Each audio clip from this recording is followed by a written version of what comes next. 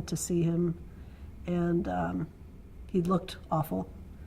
This was the time when I was really sure he was not going to make it. That a series of meetings. I was going to see him every 6 or 8 weeks because I was so concerned about his health and wanted to at least monitor it. And, you know, I'd file stuff with the courts even though I was ignored.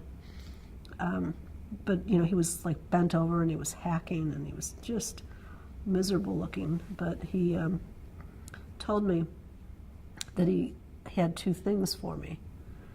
He had written his last will and testament, and he wanted me to make sure that I got it to his wife and daughter, and that I would guarantee that when he died, I would have his body tested so that I would know what killed him, so that his wife and daughter, if it's anything that they might have, they could be protected.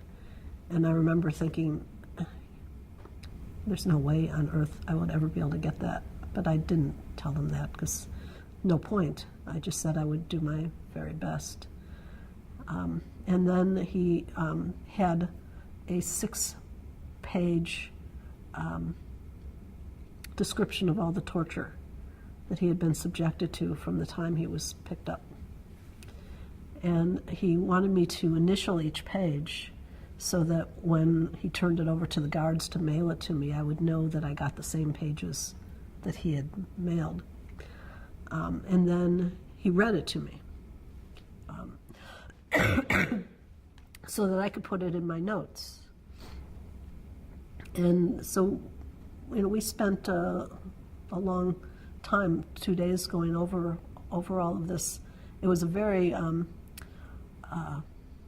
emotional meeting. He took out, for the first time, he took out pictures of his daughter to show me.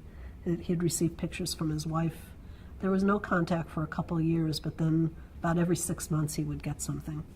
So he had a couple of pictures of her, and he was showing me the pictures, and she was just, you know, just this beautiful little girl.